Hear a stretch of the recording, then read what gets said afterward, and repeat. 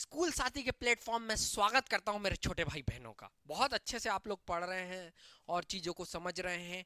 इसी तरीके से बने रहिए। कैसे गए आपके एग्ज़ाम? कुछ बातें करना ज़रूरी है, बात करने से बात बनती है। तो आज हम जो टॉपिक पढ़ने वाले हैं, विरासत। सर क्या बात कर रहे हैं, क्या विरासत? बेटा, विरासत में सिर्फ घर जमीन जिम्मेदारियां नहीं मिलती, कुछ गुण भी मिलते हैं। और वही टॉपिक है कक्षा 10वीं का, हेरिडिटी या अनुवांशिकता, जिसे हम हिंदी में कहते हैं। तो आज का जो टॉपिक है हमारा अनुवांशिकता है, और अनुवांशिकता टॉपिक को पढ़कर हम हमारी चीजों को जानेंगे। कैसे कैरेक्टरिस्टिक्स एक पीढ़ी से दूसरी पीढ़ी में जाते हैं, ये हेरिडिटी बताता है। तो जो आपको मिला है आपके माँ बाप से, और आपके माँ बाप को मिला है उनके माँ बाप से, गुण, कैरेक्टरिस्टिक्स, उनके विषय में आज जानकारी हम लेने वाले हैं। तो चलिए आज की क्लास शुरू करते हैं बहुत उत्साह के साथ। ये उत्साह आप बनाए रखिएगा क्योंकि जोश जरूरी है। चलिए, बहुत अच्छी बात है। तो आज हम क्या क्या पढ़ने वाले हैं, पहले ये चीज है। देखिए क्या होता है, मैं आपको ये ऐसे टॉपिक कवर्ड करके मैं धीरे धीरे मैं भी सीख रहा हूँ, मतलब कि कैसे बच्चों को आसानी हो। अभी आप पहली बार पढ़ रहे हैं तो इसको पूरा देखिएगा बढ़िया आराम से। पर जब आपको कोई टॉपिक पे रिवीजन करना हो, तो इनमें से आपने देख लिया मैंने कौन कौन से टॉपिक कवर किए हैं, उस टॉपिक पे जाके देख सकते हो, मैं वो बना दूंगा, ठीक है। तो आज हम पढ़ेंगे सबसे पहले अनुवांशिकता क्या है। क्या पढ़ेंगे बेटा? सबसे पहले पढ़ेंगे हेरिडिटी क्या है, मतलब अनुवांशिकता क्या है, समझे? ठीक है। फिर पढ़ेंगे father of genetics, Mendel. Father of genetics कौन है? मेंडल। अच्छा, बेचारे जीते जी उनको मेंडल को फादर ऑफ जेनेटिक्स भी नहीं कहा गया, बाद में कहा गया, ठीक है। तो दूसरे नंबर पे हम पढ़ेंगे फादर ऑफ जेनेटिक्स, अनुवांशिकी के जनक कौन है? मेंडल है। कौन है बेटा? मेंडल है, याद रखिएगा। फिर उसके बाद सम इंपॉर्टेंट टर्म्स, कुछ महत्वपूर्ण शब्दावलियां, जैसे एलील, है ना, F1, जीन्स, क्रोमोसोम, ऐसे बहुत सारे चीजें हैं इस शब्दावलियां, इंपॉर्टेंट वर्ड्स, है ना। तो इस चैप्टर में जो इंपॉर्टेंट है उनको जानेंगे। फिर मेंडल ने क्या किया, प्रभाविता का नियम, अप्रभाविता का नियम, ये सारी चीजें जानेंगे, ये सारी चीजें इसमें जानेंगे। कलर इसलिए बदल दे रहा हूँ। फिर लॉ ऑफ सेग्रीगेशन, यही मैंने प्रभुत्व मतलब प्रभाविता का पृथक लॉ ऑफ सेग्रीगेशन। और स्वतंत्र अपघटन नहीं होगा बेटा, इसको अपव्यूहन लिख लो, अपव्यूहन का सिद्धांत, है ना, अपव्यूहन का सिद्धांत। फिर लक्षण कैसे व्यक्त होते हैं, और लिंग निर्धारण, कैसे ह्यूमन या फिर जो भी एनिमल्स होते हैं उसमें लिंग निर्धारण होता है, वो पढ़ेंगे। तो समझ में आई आज की क्लास में हम क्या क्या पढ़ने वाले हैं। वेरी गुड, तो शुरू करते हैं। चलिए, तो सबसे पहले कौन सा कलर लूं, कौन सा कलर लूं? तो मैं पीला ले लेता हूं। चलिए, तो वेरिएशन, ये वेरिएशन को उतार चढ़ाव की जगह लिख लीजिए विविधता, ठीक है। आप हिंदी मीडियम से हो, आप इंग्लिश मीडियम से हो, कोई दिक्कत नहीं है, आपको सीधा सीधा वेरिएशन पढ़ना है। पर वेरिएशन पढ़ने से पहले आपको एक चीज मुझे बतानी है। आपने खेत देखा है? ये खेत है, ये खेत है, इसमें ये फसल लगी हुई है, देखो ये फसल लगी हुई है मेरे छोटे भाई बहन, ये फसल लगी हुई है। और एक हो गए आप। आपका नाम क्या है? हाँ, आपका नाम, जो भी आपका नाम है आप लिख लीजिए। जैसे मेरा नाम है शुभम तिवारी। क्या नाम है मेरा? शुभम तिवारी, है ना। अब आप देखना, यहां पे भी प्रजनन हुआ है, यहां पे भी रिप्रोडक्शन हुआ है, यहां पर भी प्रजनन हुआ है, तभी ये एक से इतने सारे हुए। और यहां पर भी प्रजनन हुआ होगा, तभी मेरा जन्म हुआ है। और यहाँ मेरे भाई बहन भी होंगे जिनके जो जो नाम है, बहन, वो भी मैंने ये आपको बताया। ये हुआ अलैंगिक जनन। जब अलैंगिक जनन होता है तो आप कोई भी फसल देखेंगे लगभग समान होती है। क्या होती है बेटा? लगभग समान होती है। क्या होती है? लगभग समान होती है। मतलब जब अलैंगिक जनन होता है, मैंने आपको पिछली क्लास जब मैं रिप्रोडक्शन पढ़ा रहा था उसमें भी बताया था, जब अलैंगिक प्रजनन होता है तो विविधताएं कम होती हैं। और लैंगिक जनन होता है जैसे मेरे, आपके, मेरे भाई बहनों के, सबके दो हाथ, दो पैर, दो आंख, एक नाक, दो कान, बाल हैं, सारी चीजें हैं, पर हम सब अलग दिखते हैं, ये विविधता है। पर आप आम देख लो, लगभग सब बराबर दिखते हैं। आप गेहूं देख लो, खेत में गेहूं देखते होंगे, खेत है तो यहाँ गेहूं ले लेते हैं, चावल ले लेते हैं, लगभग सभी पौधे एक से दिखते हैं। तो यहाँ ये सिद्ध होता है कि जो लैंगिक जनन होता है उसमें विविधताएं ज्यादा होती हैं, अलैंगिक जनन में विविधताएं कम होती हैं। क्लियर है? तो ये बात मुझे आपको समझानी थी। तो यही लिखा हुआ है, जब हम मकई के खेत का निरीक्षण करते हैं तो हम पाते हैं कि अलग अलग पौधों में बहुत कम विविधताएं हैं, पर मनुष्यों सहित सभी जानवरों में जो लैंगिक रूप से प्रजनन करते हैं, हम व्यक्तियों के बीच स्पष्ट विभिन्नताएं देख पाते हैं, है ना? तो आपको एग्जाम्पल समझ में आया मेरे भाई बहन छोटे, कि हम सब एक होते हुए भी सब अलग अलग हैं, क्योंकि हमने ये पढ़ा है variation more in sexual and less in asexual reproduction. Asexual reproduction में वेरिएशन कम होती है, लेस होती है, और सेक्सुअल रिप्रोडक्शन में वेरिएशन ज्यादा होती है। मेरी बात क्लियर हो गई? वेरिएशन कैसे कम होती है, ज्यादा होती है, वो भी पिछले लेक्चर में मैंने बता दिया है। तो क्लियर है? अब आते हैं हेरिडिटी। हेरिडिटी क्या है कि माता पिता, देखो मदर, माता और पिता, क्या है? माता पिता के गुणों का बच्चे में आना, ये क्या कहलाता है? अनुवांशिकता। माँ से कुछ गुण आए, है ना, पिता से कुछ गुण आए, और इसी तरीके से आप में कैरेक्टरिस्टिक विरासत मिली आपको अपने माता पिता से, वही कहलाता है the transfer of characteristic from parents to offspring is known as heredity. माता पिता से संतान के गुणों का स्थानांतरण को अनुवांशिकता कहा जाता है। क्लियर है मेरे छोटे भाई बहन? कोई दिक्कत नहीं, कोई समस्या नहीं, बहुत आसानी से समझते चलिएगा। चलिए आगे चलते हैं। अब विरासत, ये आ गया, कुछ नहीं है, मैंने जो कहा कि वह प्रक्रिया जिसके माध्यम से अनुवांशिक गुण या फिर कैरेक्टरिस्टिक का ट्रांसफर होता है, उसी को इनहेरिटेंस या विरासत, या फिर यहां पर एक अच्छा शब्द कहेंगे अनुवांशिकता कहा जाता है। अनुवांशिकता कहा जाता है। इनहेरिटेंस को अनुवांशिकता कहना ज्यादा अच्छा है विरासत की जगह। याद रखिएगा, the process through which characteristic pass from one generation, एक पीढ़ी से दूसरी पीढ़ी, one generation to another generation, is called inheritance. जब लक्षण एक पीढ़ी से दूसरी पीढ़ी में जाते हैं तो उन लक्षणों के जाने की प्रक्रिया को इनहेरिटेंस कहते हैं। मतलब ए प्लस बी, और ए के जो लक्षण थे, ए के जो लक्षण थे, कलर बदलता हूं, देखो ए के जो लक्षण थे, ये बी के जो लक्षण थे, ए बी में आ गए। और अच्छे से समझाऊं, देखो मैं और अच्छे से समझाता हूं। ए और ये रहा बी, ये रहा बी, और बी प्लस लगा देता हूं बीच में रेड से। अब क्या हुआ, जो ए बी बना, जो ए, सबसे पहले रुको आराम से, है ना, जो ए बी बना वो कैसे बनेगा? तो वो बनेगा ए, और ये बनेगा बेटा, ये बनेगा बी। ये जो ए बी बना, ये थोड़े से लक्षण इसके आए, थोड़े से लक्षण इसके आए, और ये जो लक्षण आए इधर से और इधर से, यही कहलाता है अनुवांशिकता या इनहेरिटेंस। क्लियर है? समझ गए? बहुत अच्छे से, वेरी गुड। चलो अब आगे चलते हैं।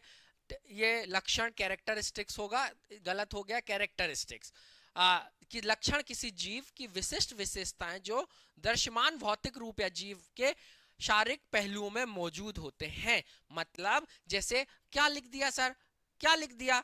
देखो मेरी बात समझो, जैसे मेरी आंखें मेरी मम्मी के ऊपर गई हैं, आपकी आंखें आपके पापा मम्मी या अपने किसी दादा या दादी के ऊपर जाता होगा, क्योंकि प्रभावी अप्रभावी लक्षण अभी हम पढ़ेंगे। तो कुछ कैरेक्टरिस्टिक, जैसे मेरे बाल मेरे फादर के ऊपर गए हैं, है ना, तो ये सारी चीजें जो कैरेक्टरिस्टिक आप देख के अरे इसके तो इसके पापा के ऊपर गया, इसके ऊपर मम्मी के ऊपर, तो जो आपको फिजिकोलॉजिकली दिख रहे हैं वो लक्षण हम जस्टिफाई कर सकते हैं। क्लियर है? अच्छा, लक्षण दो प्रकार के होते हैं। अब लक्षण क्या होते हैं? दो प्रकार के होते हैं। एक जो हमेशा से आ गया, जैसे आंख मेरी वैसी दिख रही, पर मान लो एग्जाम्पल के तौर पे मेरे पापा जिम जाते थे, जिम जिम, है ना, मेरे पापा जिम जाते थे और उनकी बॉडी बहुत अच्छी थी, बॉडी बिल्डर थे। क्या मैं बॉडी बिल्डर पैदा हुआ? नहीं। ये लक्षण उन्होंने क्या किया? उपार्जित किया, एडेप्ट किया। ये लक्षण उन्होंने क्या किया मेरे छोटे भाई बहन? एडेप्ट किया। और कुछ लक्षण जो पहले से, तो लक्षण क्या होते हैं? दो प्रकार के होते हैं। एक होते एक्वायर्ड मतलब अर्जित लक्षण, और एक होते इनहेरिटेंस, है ना। तो वे गुण जो व्यक्ति द्वारा अपने जीवन काल में विकसित किए जाते हैं। जैसे भाई मेरे पापा ने बीकॉम लिया था, मैंने साइंस की फील्ड में काम किया, तो ये ऐसे लक्षण कौन से हुए जो आप जीवन काल में विकसित करते हैं? जैसे मेंस की आंसर राइटिंग, 9वीं 10वीं में पेपर लिखना, आपको बचपन से सीखना पड़ा ना बेटा, लिखना, दौड़ना, चलना। आप ऐसा नहीं है कि अंदर से ही सीख के आए। और ये क्या होते हैं? वे लक्षण किसी व्यक्ति में जन्म से ही मौजूद होते हैं, तो उनको क्या कहा जाता है? वंशानुगत या इनहेरिटेंट कैरेक्टरिस्टिक्स। ठीक है, उनको क्या कहा जाता है ना? बिल्कुल। दूसरा, वे गैर प्रजनन संबंधी मुद्दों से परिवर्तन का परिणाम है। They are result of changes in non reproductive issue. Clear? और they are result for changes in the DNA. DNA का फुल फॉर्म कमेंट करें जल्दी से, सभी लोग डीएनए का फुल फॉर्म करेंगे।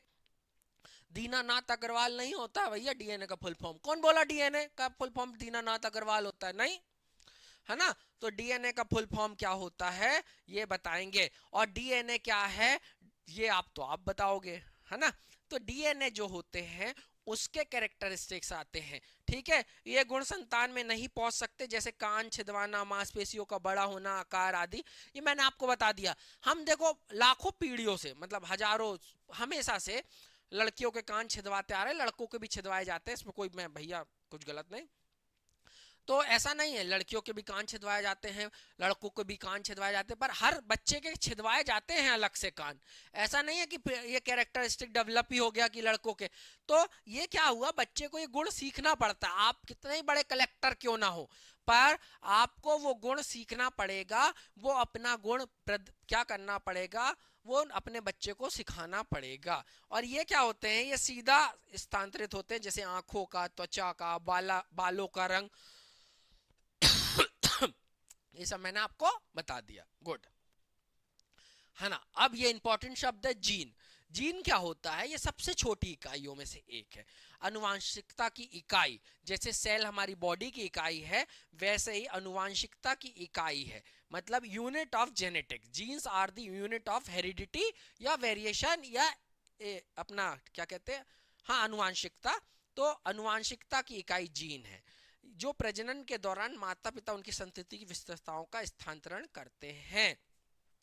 क्लियर है? अनुवांशिक संरचना में अंतर के कारण मानव जनसंख्या में काफी विविधता पाई जाती है ना। ये मैं आपको बता चुका हूं, इसमें कोई दिक्कत नहीं। ये वाला पिछला चित्र आ गया, उसमें कोई नहीं है। पर आपसे क्वेश्चन पूछेगा हेरिडिटी की यूनिट क्या है, तो क्या है? सिंपल सी बात है, जीन्स हैं। अनुवांशिका की इकाई, अनुवांशिकता, हेरिडिटी की यूनिट क्या होते हैं? जीन्स होते हैं। ये एमसीक्यू मिल गया आपको, 1 मार्क क्वेश्चन मिल गया। ठीक है। और क्यों आया है? क्योंकि देखो हर किसी के गुण अलग अलग होते हैं, वेरिएशन आती है, इसलिए अलग अलग मानव दिख रहे हैं, और ऐसा कहा जाता है। ठीक है। अब क्या आता है? हाँ, ये देखा गया है कि संकलन और मुक्त कर्ण प्रणाली मानव जनसंख्या में पाई जाने वाली दो विविधता है, इसमें कोई दिक्कत नहीं। अतः हम कह सकते हैं जीन डीएनए की क्रियात्मक इकाई है जो हमारी विशेषताओं को परिभाषित करते हैं। तो जीन की क्रियात्मक इकाई मतलब फंक्शनल यूनिट ऑफ डीएनए कौन है? तो जीन है। तो आपको क्या कहना है? जीन आ जाए यदि क्वेश्चन में, तो जीन आ जाए तो 2 पॉइंट लिखने हैं। पहला क्या लिखना है? यूनिट ऑफ हेरिडिटी, और फंक्शन यूनिट ऑफ डीएनए, और डीएनए का फुल फॉर्म भी बताना है। क्लियर है? गुड। अब आते हैं एलील। एलील किसे कहते हैं? एलील ये शब्द, जैसे मेरा कोई एक गुण इस आंख के लिए है, कोई एक गुण इस हाथ के लिए, तो एक स्पेसिफिक चीज को जब दर्शाता है तो उसको किसी विशेष जीन के विभिन्न रूपों में से एक जो गुणसूत्र एक ही स्थान पर स्थित होता है उसे एलील कहते हैं। समझ गए मेरी बात? मैंने कैसे बोला कि मेरे आंख का रंग जैसे नॉर्मल है, किसी का ब्राउन होता है, और ब्राउन आइज बहुत खूबसूरत होती हैं। मैं इस चीज में बिल्कुल कहना चाहूंगा कि ब्राउन आइज सबसे खूबसूरत होती हैं, और brown colour is my favourite colour, है ना? तो जैसे कईयों की काइया होती है, पर सबसे अच्छी कलर आंखें जो होती हैं वो ब्राउन होती हैं। मेरी ब्लैक है, पर मुझे ब्राउन आइज पसंद है ना? तो देखिएगा आप, तो वो एक एलील है जो उसके लिए इफेक्ट कर रहा है। तो क्या हुआ, one of the different forms of particular gene occupying the same position on a chromosome, जब वो उसके साथ होते हैं, साथ में होते हैं, तो इसलिए इसको कहा जाता है एक ही स्थान पर जब वो मिलते हैं विभिन्न विभिन्न रूपों को। क्लियर है? आगे चलते। Father of genetics Mendel. Father of genetics, ये जब जिंदा थे ना मेरे छोटे भाई बहन, तो इनको तो पागल और ये सब कह दिया जाता था, और ये कोई वैज्ञानिक नहीं थे, ये कोई वैज्ञानिक नहीं थे, ये तो आम आदमी थे। मतलब फादर थे और पादरी थे, और बढ़िया उन्होंने मतलब इनोवेशन करते करते अपने आप को सिलेबस की जंजीरों में नहीं बांधा, और इनोवेशन करते रहे। तो कौन है ये व्यक्ति? कमेंट करके बताइए सभी लोग। फादर ऑफ जेनेटिक्स किसे कहा जाता है? फादर ऑफ जेनेटिक्स किसे कहा जाता है, और कौन है व्यक्ति, ये मुझे बताइए जल्दी से। तो ये है मेंडल। और मेंडल ने किन पौधों पर प्रयोग किया था? मेंडल ने किन पौधों पर प्रयोग किया था? तो मेंडल ने मटर के पौधों पर प्रयोग किया था। बिल्कुल सही जवाब है आपका। तो क्या होगा, अनुवांशिकी के अध्ययन करने के लिए मेंडल ने मटर के पौधों के साथ काम करना चुना, क्योंकि उसके लक्षण आसानी से पहचाने जा सकते थे। अच्छा भैया, एक क्वेश्चन ये भी आता है ना? आता है, आपको पता भी होगा कि, थोड़ा सा पेन का ये कम करने दो, है ना? और यहाँ क्वेश्चन क्या आता है ये लिख लो। मेंडल ने प्रयोग करने के लिए, इंपॉर्टेंट क्वेश्चन है, मेंडल ने प्रयोग करने के लिए प्रयोग करने के लिए प्रयोग करने के लिए मटर के पौधों को क्यों चुना? क्यों चुना? समझ गए? तो अब इसके आंसर मिलते जाएंगे, आगे लिखते चलिएगा। जैसे पहला मिल गया कि इसके जो रिजल्ट हैं वो कम समय में मिल जाते हैं, इसके परिणाम कम समय में मिल जाते हैं, कम समय में मिल जाते हैं। दूसरा कारण क्या है, इसको आसानी से अध्ययन किया जा सकता है, आसानी से अध्ययन किया जा सकता है, आसानी से अध्ययन किया जा सकता है, से अध्ययन किया जा सकता है, अध्ययन किया जा सकता है। बेटा शेयर जरूर करना इस क्लास को, बहुत मेहनत से मैं पढ़ाता हूँ, है ना? शेयर करिएगा, किसी जरूरतमंद की मदद हो जाए। पेड क्लासेस में भी वही कंटेंट देता हूँ जो फ्री क्लासेस में देता हूँ, है ना? पेड क्लासेस का फायदा ये होता है, एक व्यवस्थित क्लास चलती है, व्यवस्थित क्लास चलती है, आपका टाइम टेबल रहता है, हमारी मॉनिटरिंग रहती है, और आपका व्यवस्थित काम होता है। यूट्यूब में आप खुले सांड हो, आपको जो करना हो, हम कुछ नहीं कर सकते, बस यही दिक्कत आती है बस। तो ठीक है, अनुवांशिक का अध्ययन करने के लिए मेंडल ने मटर के पौधों के साथ काम करना, क्योंकि उसका लक्षण आसानी से, उदाहरण के लिए मटर के पौधे या तो लंबे होते हैं या तो छोटे होते हैं, एक ऐसा लक्षण है जिसे आसानी से देखा जा सकता है। ठीक है, क्लियर है? ये तो मैंने आपको क्वेश्चन दिया, है ना? इसके अलावा मटर के पौधे तेजी से बढ़ते हैं, इसलिए वे काम कम समय में कई प्रयोग पूरे कर सकते थे। क्या अब तीसरा कारण क्या लिख लोगे? कि कम समय में ज्यादा प्रयोग कर सकते थे वो, क्योंकि तेजी से वृद्धि होती है। लिखते चलो, तेजी से वृद्धि होती है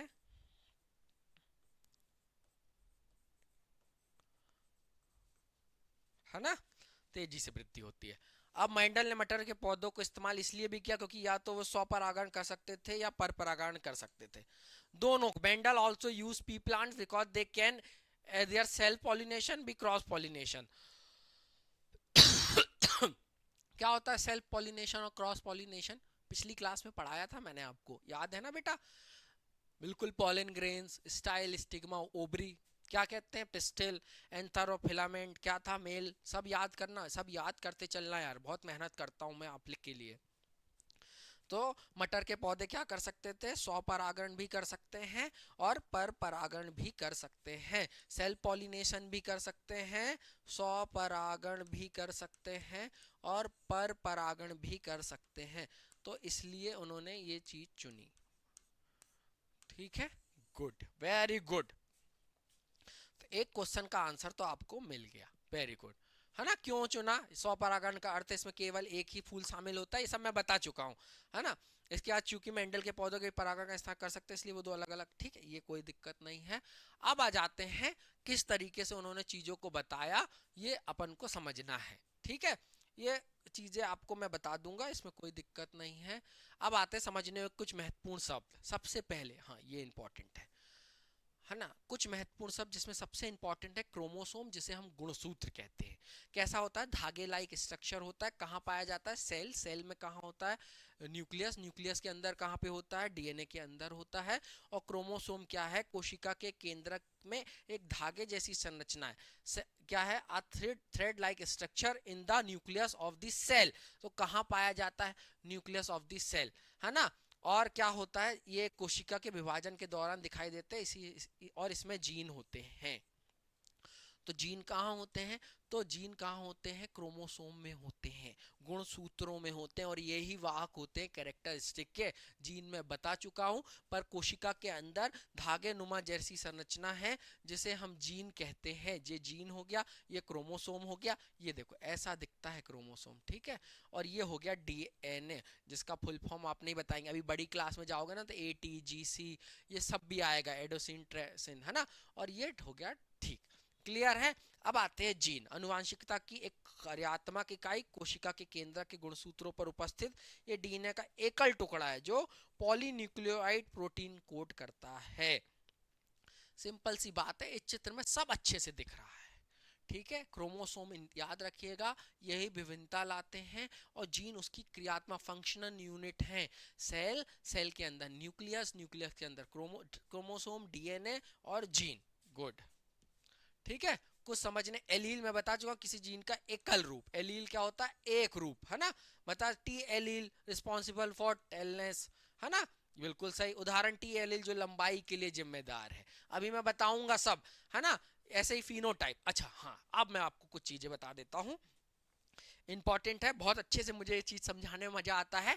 कुछ लक्षण अच्छे से समझना बेटा, कुछ लक्षण पौध, कुछ लक्षण जो बाहर दिखते हैं, बाहर, जो बाहर, अरे अरे, जो बाहर दिखते हैं, कुछ लक्षण जो बाहर दिखते हैं। ये पेन थोड़ा सा दिक्कत दे रहा है, मैं एक पेन लेके आया, है ना? एक मिनट रुकिएगा।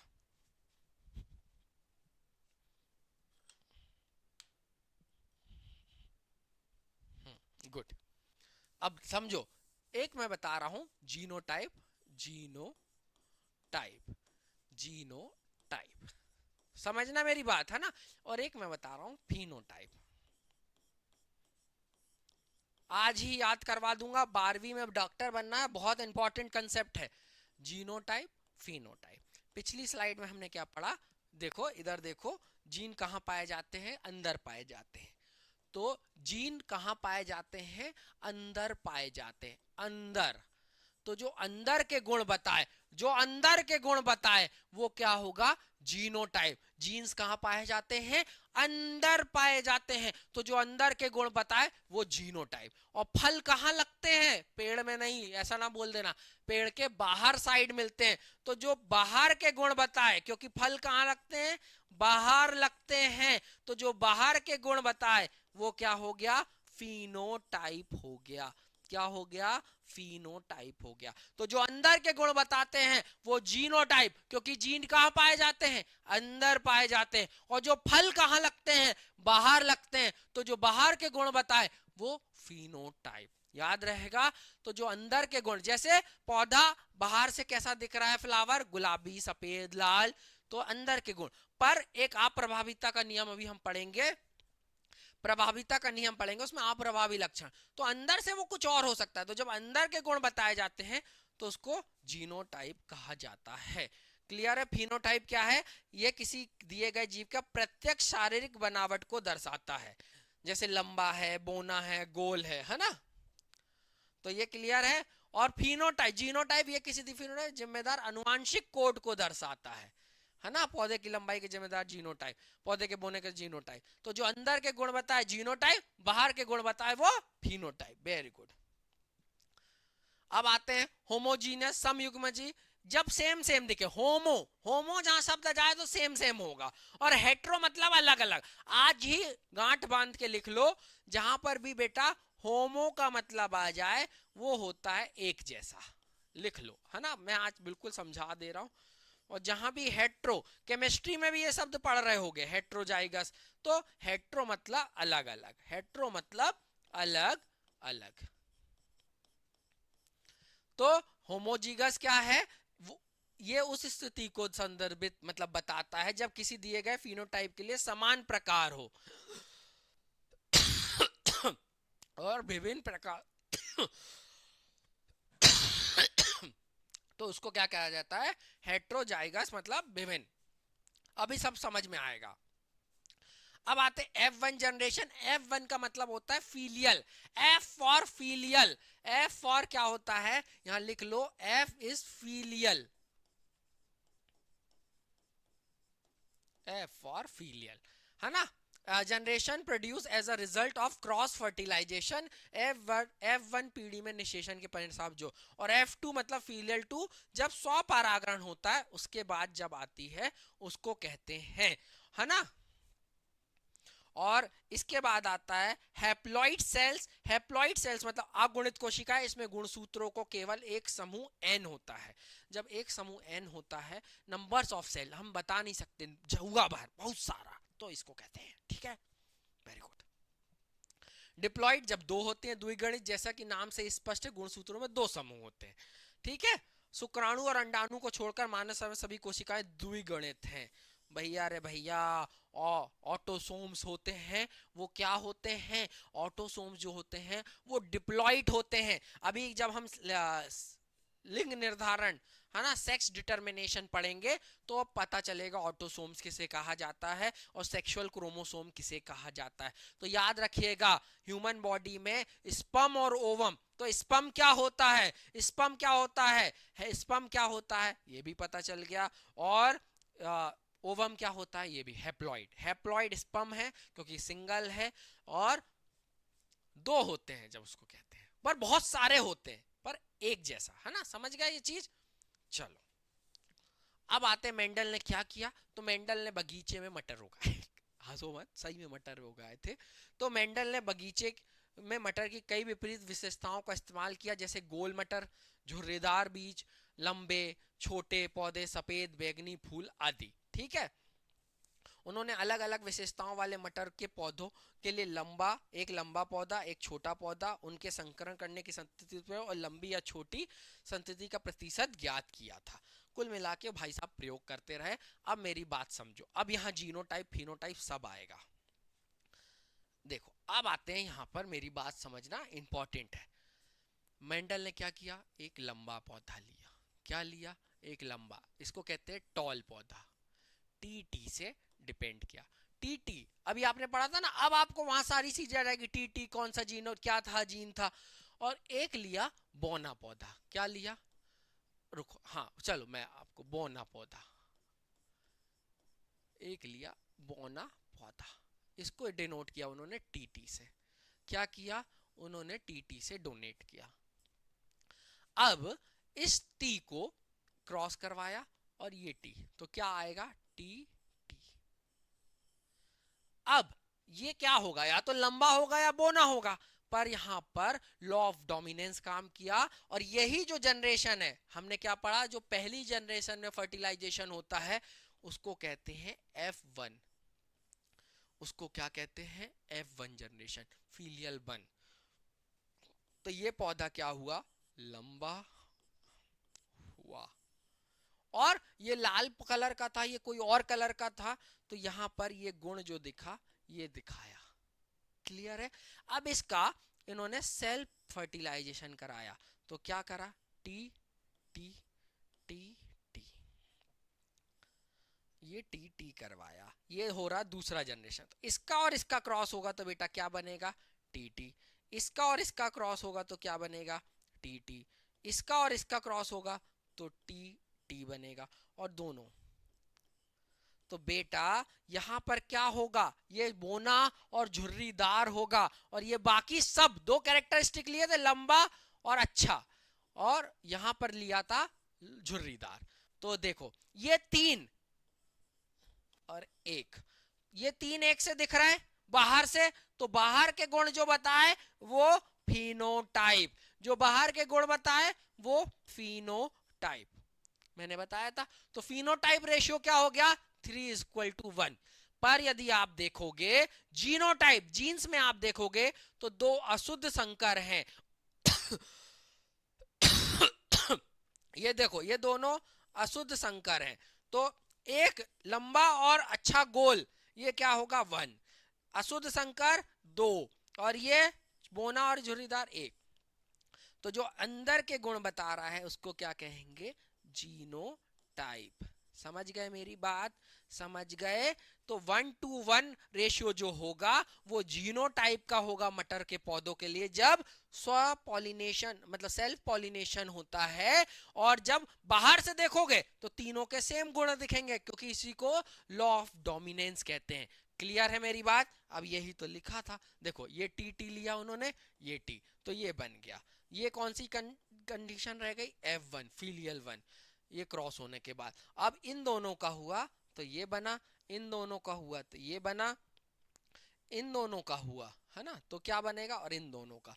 तो यही लिखा हुआ है, मोनोहाइब्रिड फिनोटाइप का अनुपात क्या होगा, 3:1, और जीनोटाइप अनुपात क्या होगा, 1:1:2, 2 मतलब 1:2:1 है ना। तो ये याद रखिएगा, ये परीक्षा की दृष्टि से बहुत इंपॉर्टेंट है। और ये मैंने आपको इसलिए पहले ही समझा दिया, ये मैंने आपको पहले समझा दिया। समझ में आई मेरी बात, सारी चीजें समझनी चाहिए, बहुत जरूरी है।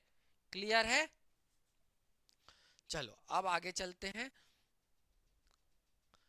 है ना। द्विसंकर क्रॉस भी हम पढ़ेंगे, पर यहां तक क्लियर है। तो बैगनी क्या लिया, ये कैरेक्टर बता दिए, ये मैंने आपको बता दिया, ये पूरी चीज समझा दी। अब जब हम double hybrid dihybrid cross करते हैं तो उसमें क्या होता है, वो दो गुणों को लेता है, क्या करता है, दो लक्षण, 2 कैरेक्टरिस्टिक। तो डाई हाइब्रिड मतलब मोनोहाइब्रिड मतलब एक कैरेक्टर, डाई हाइब्रिड मतलब दो, डाई का मतलब होता है दो और मोनो का मतलब होता है एक। तो इसमें क्या, 2 characteristics are consider while crossing, संकरण करते समय दो लक्षणों पर विचार किया गया। कौन, एक संकर जिसमें विपरीत लक्षणों के दो युग्मों को वंशागृति एक साथ अध्ययन किया गया। ये रेशियो याद कर लो 9331, और मैं आपको बता भी दे रहा हूं, इसमें कोई दिक्कत नहीं है। देखो उन्होंने क्या लिया, वाई आर आर और वाई टी टी, है ना, एक बाय आर, देखो क्या लिया मैं आपको बता रहा हूं, देखो इधर देखो समझना। एक लिया वाई, वाई बड़ा, आर और आर। अब दूसरी जगह लिया छोटा वाई, छोटा आर, छोटा आर।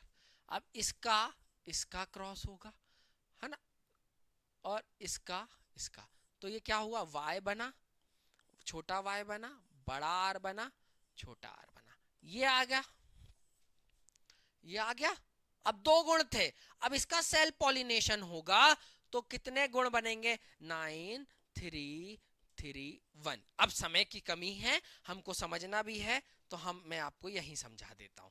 देखो कैसे हुआ, इन दोनों का गुण होगा तो y y बनेगा आर आर, यहां पर बड़ा y से, छोटा बड़ा r से। क्लियर है।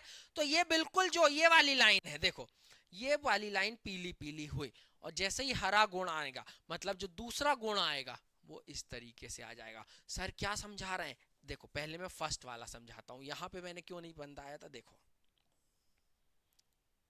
ये 1 मिनट मुझे देना।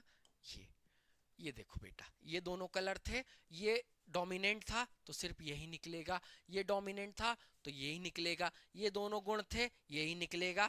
इसी तरीके से मैं आपको क्या समझाना चाह रहा हूं, मेरी बात समझना, कि यहां पर जब अपन क्रॉस करेंगे, सेल पॉलिनेशन करेंगे, तो देखो ये ऐसा है, ये ऐसा हो जाएगा, ये ऐसा हो जाएगा, ये ऐसा हो जाएगा, ये बहुत लंबी टेबल बनेगी। यहां पर भी ऐसे, तो ये ऐसे क्रॉस करेंगे। तो इसी को मैंने यहां पर दिखाया है, ये देखो, ये समझना मेरी बात को ध्यान से। ये बड़ा वाई दिख रहा है आपको, ये बड़े वाई ने किया तो देखो ये बाय आया, ये वाई ने आर से किया तो आर आया। ये इस तरीके से ये करता जाएगा। तो 9 जो होंगे येलो राउंड होंगे, 3 जो होंगे ग्रीन राउंड होंगे, 3 येलो झुरे हुए होंगे, और एक ये देखो, ये y छोटा छोटा r, जब ये y इससे मिलेगा तो ये छोटे y आर आर बनेंगे। तो ये जब जीनोटाइप आता है, इसका जो आएगा वो क्या आएगा, 9331। इसको याद रखिएगा, है ना, वन शॉट है इसलिए लेके आया हूं कि अच्छे से समझ में आ जाए, है ना, कोई दिक्कत वाली बात नहीं है, धीरे धीरे समझेंगे। समझ गए मेरी बात, है ना। ये दो गुण लिए थे, देखो ये दो गुण लिए थे, यहां से एक y लिया, y और ये r लिया, तो ये y बड़ा भी आया, y यहां से एक छोटा भी आया, एक बड़ा r आया, एक छोटा r आया। अब ये y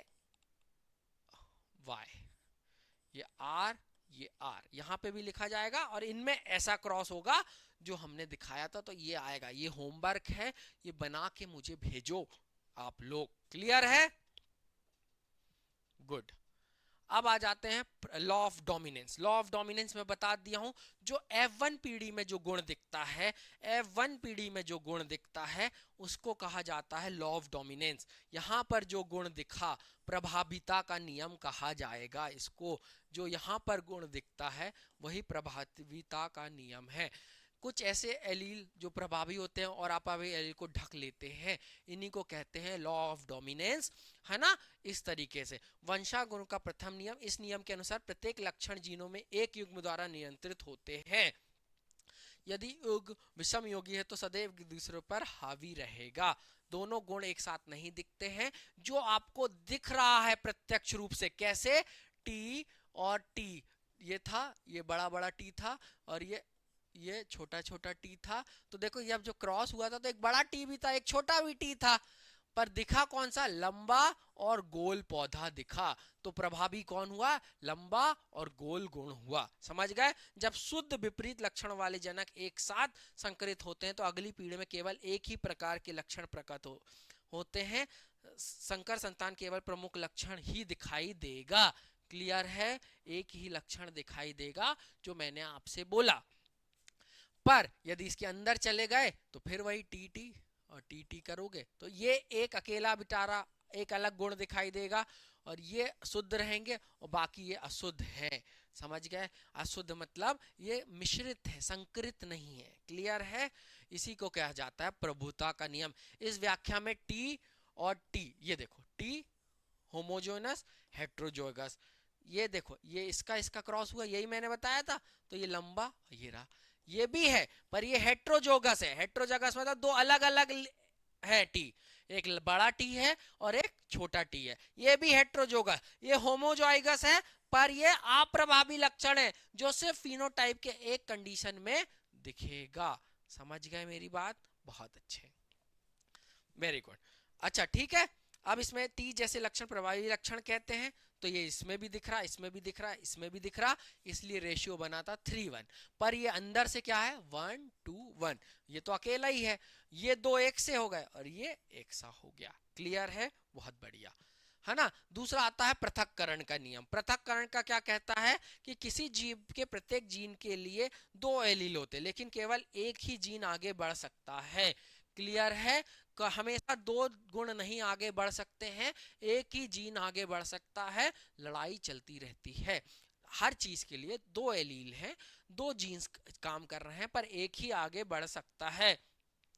एक जीन है, उसके दो एलील हैं, एक आगे बढ़ गया, क्योंकि एक मम्मी का है एक पापा का है, पर आंख तो मम्मी जैसी दिखेगी या तो पापा जैसी दिखेगी। सिंपल सा एग्जांपल से समझाओ, ये देखो, है ना, ये देखो सिंपल सी, ये क्लियर, गुड। और यहां पर देखो स्वतंत्र अब देखो फिर से नहीं समझ में आया तो फिर से देख लो। ये देखो, ये आर और आर का क्रॉस हुआ तो दो आर बन गए, ये बड़े वाई और बड़े वाई का क्रॉस हुआ, वाई वाई बन गए। सर किसी एक का भी समझा दूं, देखो इन दोनों का क्रॉस समझते हैं। ये बड़ा आर है तो देखो ये बड़ा आर छोटे आर से मिला तो देखो ये दोनों आ गए। ये छोटा वाई बड़े वाई से मिला तो ये दोनों आ गए। सर इनमें से समझाइए, देखो इसमें और इसमें क्रॉस हो रहा है तो ये दो छोटे आर के बीच क्रॉस हुआ तो ये छोटे दो आर बने, और छोटे वाई तो ये बना।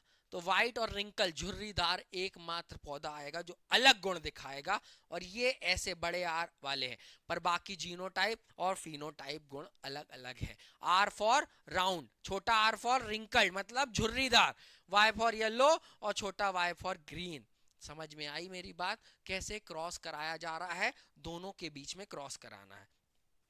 ठीक है, ये लिखा। दूसरे शब्दों में युग्मक निर्माण के दौरान लक्षणों का एक युग्म दूसरे युग्म से स्वतंत्र रूप से पृथक हो जाता है। इसमें लक्षणों के प्रत्येक युग्म का अभिव्यक्ति एक युग्म अवसर, अरे मतलब कि देखो अलग अलग गुण दिख रहे हैं, सब में अलग अलग चीजें आ रही हैं। देखो ये बड़ा आर है, क्योंकि देखो ये आर बड़ा था तो ये बड़ा आर, ये दोनों आर बन गए, और यहाँ बड़े छोटे थे तो बड़ा आर और छोटा वाई, ये तो एक अलग ही गुण मिल गया, ये अलग ही कैरेक्टरिस्टिक आ गया कि आर और छोटा वाई वाई। ऐसा भी है बड़ा वाई और छोटा आर। ये देखो बड़ा वाई छोटा आर छोटा आर बड़ा वाई। तो ये सब क्या हुआ, सेल्फ पॉलिनेशन से हुआ। पीडीएफ डलेगी, अच्छे से देख लेना, समझ लेना, कोई नहीं समझ में आया तो कमेंट कर देना, है ना। पढ़ देता हूं, है ना, पढ़ ही दिया, ये चीजें क्लियर होती है। अब क्या लिखा, हम कह सकते हैं कि एक युग्मक का एक जीन के लिए प्राप्त एलील दूसरे जीन के लिए प्रभावित नहीं करता। We can say that allele of a gamete which is received from a one gene does not influence the allele received for another gene.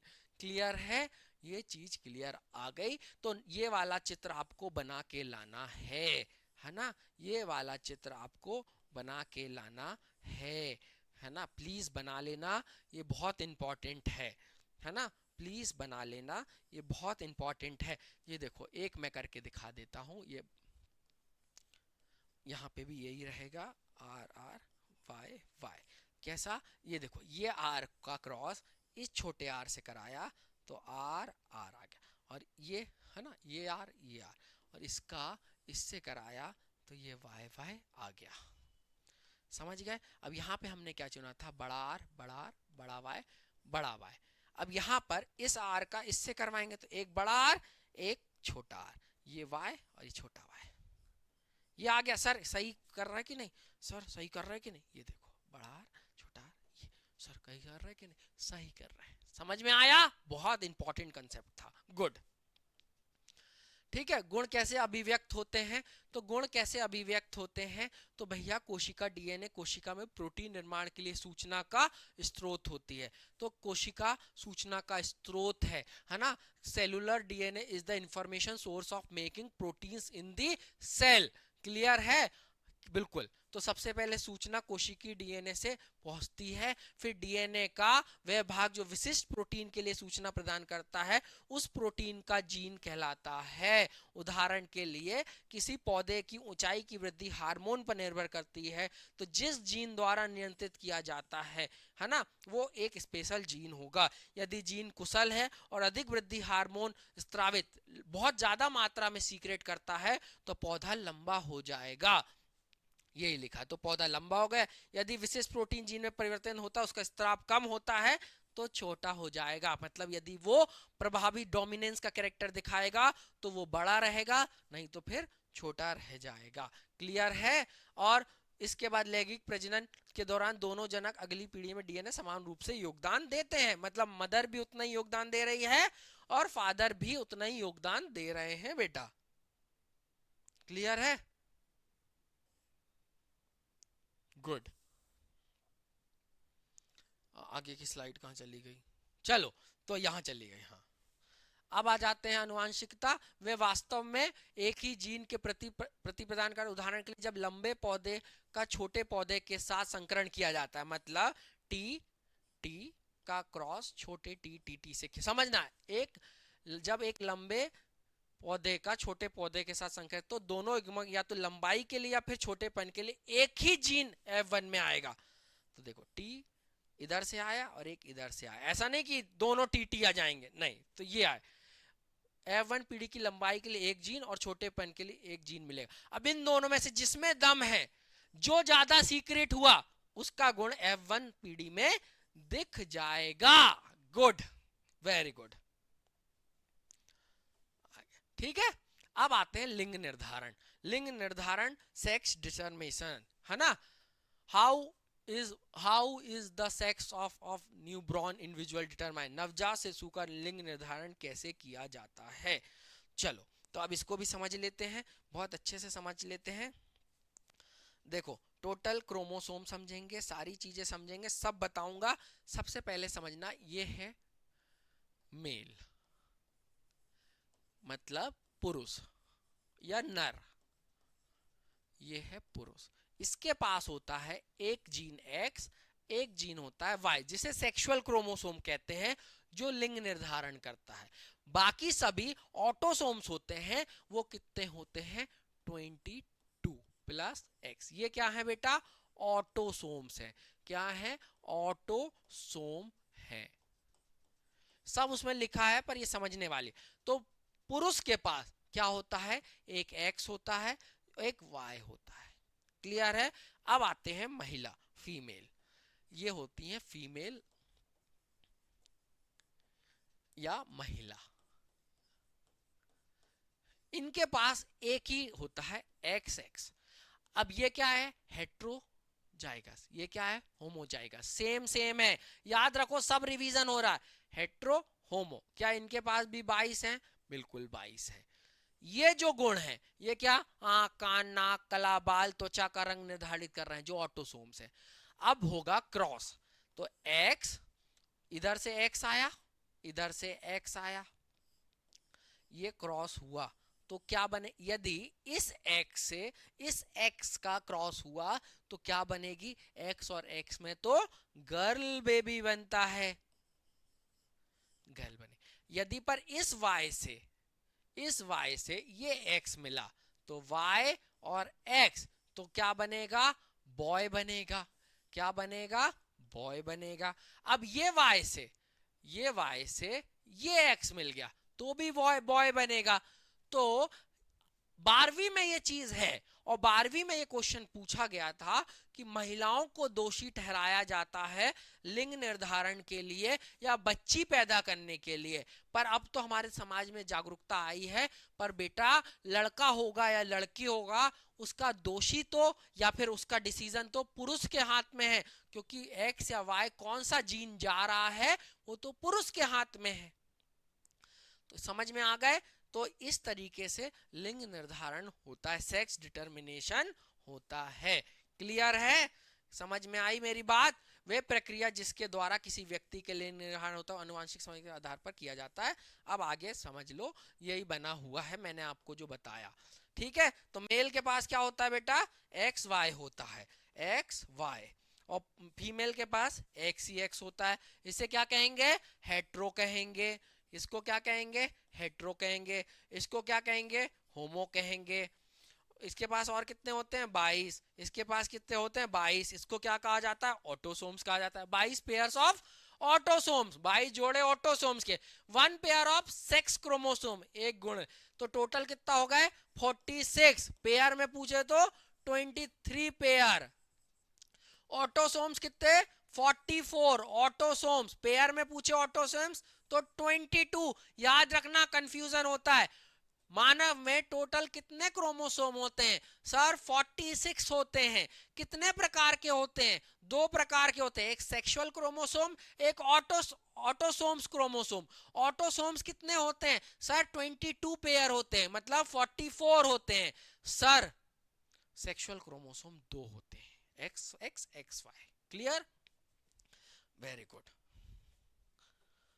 अब इसके बाद गुणसूत्र और स्वयं गुणसूत्र, ऑटोनोमस, ये मैंने गुणसूत्र जो वास्तव में लिंग में शामिल होते हैं, क्रोमोसोम, और ऑटोसोम गुणसूत्र जो लिंग या लिंग समानुपाती लक्षण को निर्धारण करते हैं, है ना। पुरुष और महिला समान लक्षण होते हैं, अलग होते हैं, ये पढ़ लेना, इसमें कुछ नहीं है, मैं सब बता चुका हूँ। अब ये हो गया male female, X Y X, कैसे लड़का होगा कैसे लड़की होगा। जब सभी बच्चों को अपनी मां से एक्स गुणसित विरासत में, चाहे वो लड़का हो या लड़की हो, मतलब मम्मी से तो आपको एक्स ही मिल रहा है, फादर से एक्स वाई मिल रहा है, जो मैं आपको समझाया कि महिलाओं को दोष दिया जाता था, जो पूर्णतः गलत था। तो लिंग निर्धारण लड़का होगा कि लड़की होगी, वो तो पापा डिसाइड कर रहे थे, पर उस समय पढ़ाई लिखाई नहीं थी, क्योंकि कलम से क्रांति नहीं थी, आपके पास एक सच्चा साथी नहीं था। बिल्कुल सही। तो थैंक यू, बहुत बहुत शुक्रिया। वन शॉट में हमने सब कुछ पढ़ा, बहुत अच्छे से पढ़ा। जय हिंद, जय भारत, अपना और अपनों का ख्याल रखिएगा।